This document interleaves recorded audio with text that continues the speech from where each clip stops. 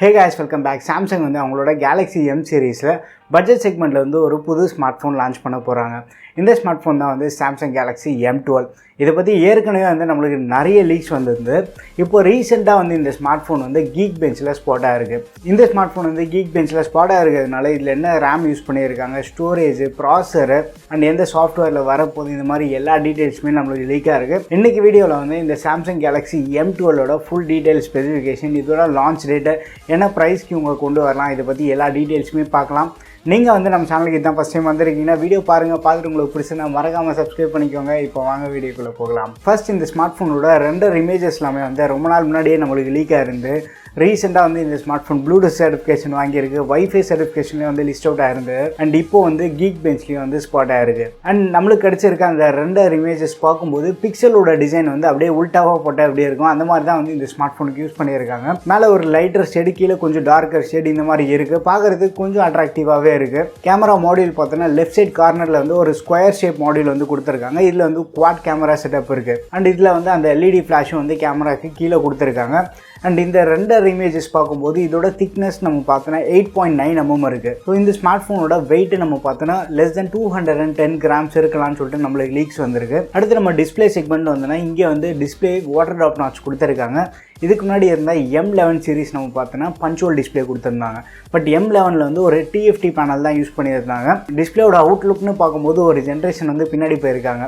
But display டெக்னாலஜின்னு பார்க்கும்போது இந்த வாட்டி வந்து AMOLED டிஸ்பிளே தராங்க. ஸோ அதனால தான் வந்து இவங்க வாட்டர் ட்ராப் நாட்ச்சுக்கு ப்ரிஃபர் பண்ணியிருக்காங்க. டிஸ்பிளேயோட ரெசல்யூஷன் பார்த்தோன்னா இது ஒரு பட்ஜெட் செக்மெண்ட்டில் லான்ச் பண்ணுறதுனால ஒரு HD+720p பேனல் தான் வந்து இதில் யூஸ் பண்ணுறாங்க. லீக்டு இமேஜஸ்லாம் பார்க்கும்போது 6.7 inch டிஸ்பிளே இருக்கலாம் அப்படின்னு சொல்லிட்டு நம்மளுக்கு ஒரு ஸ்ட்ராங்கான ரூமர் வந்துட்டு இருக்கு. இந்த வாட்டி வந்து டிஸ்பிளே டிபார்ட்மெண்ட் பார்க்கும்போது M11லேருந்து ஒரு ஹியூஜான அப்கிரேடு, LCDலேருந்து AMOLEDக்கு மூவ் பண்ணுறாங்க. ப்ளஸ் வந்து ஸ்க்ரீன் சைஸ் வந்து ஒரு மேசிவ் இம்ப்ரூவ்மெண்ட் இருக்குது. அடுத்து நம்ம பேட்டரின்னு பார்க்கும்போது இந்த ஸ்மார்ட் ஃபோன் வந்து ஏற்கனவே BAS சர்டிஃபிகேஷனும் வாங்கியிருக்கு. இந்த ஸ்மார்ட் ஃபோன் வந்து 7000 mAh பேட்டரியோட வருது. டைப் C போர்ட் தான் இதில் யூஸ் பண்ணியிருக்காங்க. அண்ட் சார்ஜர்னு பார்த்தோன்னா இதில் வந்து நம்ம 15 வாட்க்கான சார்ஜர் எக்ஸ்பெக்ட் பண்ணலாம். 25 வாட் சார்ஜர் வந்து பட்ஜெட் செக்மெண்ட்டில் சாம்சங் கொடுக்கறதுக்கு சான்சஸ் ரொம்ப கம்மி. அண்ட் இந்த ஸ்மார்ட் ஃபோனோட கேமராஸ் வாங்கினா பின்னாடி வந்து ஒரு 4 கேமரா செட்டப் கொடுத்துருக்காங்க. அதில் மெயின் கேமரா வந்து 13 மெகாபிக்சலுக்கான camera, 8 MP ultra wide camera, 2 MP macro, 2 MP depth. அதே வந்து ஃப்ரண்ட் கேமரான்னு பார்த்தோன்னா ஒரு 8 MP ஒரு செல்ஃபி கேமராவும் கொடுத்துருக்காங்க. ஸோ கேமரா ஸ்பெக்ஸ் பார்க்கும்போது டீசெண்டாக இருக்குது. பட் ரியல் வேர்ல்டு யூசேஜில் எந்த அளவுக்கு பர்ஃபார்ம் பண்ணுதுன்னு சொல்லிட்டு நம்ம ஃபோன் லான்ச் ஆனதுக்கப்புறமா நம்ம டெஸ்ட் பண்ணி பார்க்கலாம். அடுத்து நம்ம ப்ராசர்னு பார்த்தோன்னா இதில் வந்து Exynos 850 ப்ராசர் யூஸ் பண்ணியிருக்காங்க. இதே ப்ராசர் வந்து ஏற்கனவே நம்ம A21s பார்த்துருப்போம். இந்த ப்ராசர் வந்து 8 nm LPP ப்ராசஸில் வந்து பில்ட் பண்ணியிருக்காங்க.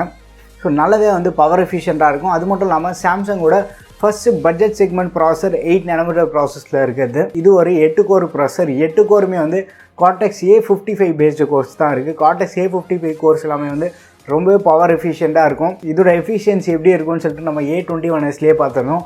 ஒரு எக்ஸ்ட்ராடினரி பேட்டரி லைஃப் இருந்தது. ஸோ இந்த ஸ்மார்ட் ஃபோன்லேயுமே வந்து நம்ம எக்ஸ்ட்ராடினரி பேட்டரி லைஃப் எதிர்பார்க்கலாம். இந்த Exynos 850 ப்ராசர் ப்ளஸ் வந்து இவங்க 7000 mAh பேட்டரி கொடுத்துருக்காங்க. HD+ டிஸ்பிளே, இதோட காம்பினேஷன் பார்க்கும்போது பேட்டரி லைஃப் வேறு லெவலில் இருக்கும். பட் இந்த ப்ராசர் வந்து ஸ்னாப்ட்ராகனோட கம்பேர் பண்ணோன்னா ஸ்னாப்ட்ராகன் 450யோட ஓரளவுக்கு வந்து ஒரு பெட்டரான பர்ஃபார்மன்ஸ் நம்ம எதிர்பார்க்கலாம். பட் இருந்தாலும் வந்து ஒரு என்ட்ரி லெவல் ப்ராசர் தான் இது. ஓவராலாக நம்ம பார்க்கும்போது ஒரு டீசென்ட் பர்ஃபார்மன்ஸ் நம்ம இதுலேருந்து எதிர்பார்க்கலாம். அடுத்து நம்ம ஸ்டோரேஜ் அண்ட் ரேம் ஆப்ஷன் பார்க்கும்போது geekbench ரிப்போர்ட் படி இதில் வந்து 3GB ரேம் அண்ட் 32GB ஸ்டோரேஜோடு வருது. இது வந்து பேஸ் வேரியண்ட்டாக இருக்கலாம். அண்ட் ஹையர் அண்ட் வேரியண்ட் வந்து 4GB RAM plus 64GB launch ஆகிறதுக்கும் நிறைய சான்ஸ் இருக்குது. சாஃப்ட்வேர்னு பார்க்கும்போது geekbench ரிப்போர்ட் படி இந்த ஸ்மார்ட் ஃபோனில் வந்து Android 11 வந்து ரன் ஆகிட்டு இருக்கு. ஸோ இந்த ஸ்மார்ட் ஃபோன் வந்து One UI 3 தான் வந்து பில்ட் பண்ணியிருப்பாங்க. நம்மளுக்கு வந்து லேட்டஸ்ட் சாஃப்ட்வேரோடய வருது. அதெல்லாமே வந்து ஒரு நல்ல விஷயமாகவே இருக்குது இந்த ஸ்மார்ட் ஃபோனுக்கு. அடுத்து இந்த ஸ்மார்ட் ஃபோனோட அதர் ஃபீச்சர்ஸ்னு பார்த்தோன்னா இதில் வந்து 3.5 mm ஹெட்ஃபோன் ஜாக் இருக்குது. ரெண்டர் இமேஜஸ் பார்த்தீங்கன்னா கிளியராகவே தெரிஞ்சிருக்கு. அண்ட் டைப் சிக்கான போர்ட் தான் யூஸ் பண்ணியிருக்காங்க. FM ரேடியோ சப்போர்ட்டும் இருக்குது. ப்ளூடூத் சர்டிஃபிகேஷன் வாங்கியிருக்கு. இதில் வந்து ப்ளூடூத் 5 சப்போர்ட் இருக்குது. வைஃபை சர்டிஃபிகேஷனும் வாங்கியிருக்கு. பட் இதில் வந்து சிங்கிள் பேண்ட் வைஃபை சப்போர்ட் தான் இருக்குது. 5 GHz வைஃபை சப்போர்ட் இதில் கிடையாது. பட் ப்ரைஸிங்னு பார்த்தோன்னா சாம்சங் பற்றி ஏற்கனவே நம்மளுக்கு தெரிஞ்சது தான். ஸ்னாப்ட்ராகன் 450 பவர்டு M11 வந்து இவங்க 11,000க்கு ப்ளேஸ் பண்ணாங்க. ஸோ இந்த ஸ்மார்ட் ஃபோன் வந்து கிட்டத்தட்ட அதே ப்ரைஸ் ப்ராக்கெட்டில் லான்ச் ஆகிறதுக்கு தான் சான்ஸ் இருக்குது. இந்த ஸ்மார்ட் ஃபோன் வந்து 11,000 ப்ரைஸ் பண்ணாங்கன்னா ஓரளவுக்கு வந்து டீசெண்டாக இருக்கும். இந்த smartphone base variant 11,000 launch பண்ணுறதுக்கு பாசிபிலிட்டி அதிகமாகவே இருக்குது. Higher and variant 4+64GB model வந்து 13,000 லான்ச் ஆகிறதுக்கு சான்ஸ் இருக்குது. 11,000க்கு இவங்க லான்ச் பண்ணாங்கன்னா சாம்சங் ஸ்மார்ட் ஃபோன் தான் எனக்கு வேணும் அப்படின்னு அப்படின்னு நினைக்கிற யூஸருக்கு வந்து இது ஒரு டீசெண்டான ஸ்மார்ட் ஃபோனாக இருக்கும். ஸோ இந்த ஸ்மார்ட் ஃபோன் வந்து ஆல்மோஸ்ட் எல்லா சர்டிஃபிகேஷனுமே வாங்கியிருக்கு. ஸோ ஜான்வரி மந்தில் வந்து இதோட லான்ச் நம்ம எதிர்பார்க்கலாம். அண்ட் இந்த ஸ்மார்ட் ஃபோன் பற்றி நீங்கள் என்ன நினச்சிட்டு இருக்கீங்கன்னு சொல்லிட்டு கீழே கமெண்ட்டில் மென்ஷன் பண்ணுங்கள். ஒரு பேட்டரி ஓரியன்ட் யூஸராக இருக்காங்க அப்படின்னா அவங்களுக்கு வந்து இந்த ஸ்மார்ட் ஃபோன் வேறு லெவலில் இருக்கும். ஏன்னா ஏற்கனவே சொன்னதான் 7000 mAh பேட்டரி இருக்குது, HD + AMOLED டிஸ்பிளே இருக்குது, ப்ளஸ் இந்த Exynos 850 காம்பினேஷன் பேட்டரி லைஃப் எக்ஸலண்ட்டாக இருக்கும். ப்ரைஸிங் மட்டும் சாம்சங் இதில் சூப்பராக பண்ணாங்கன்னா வேறு லெவலில் இருக்கும்.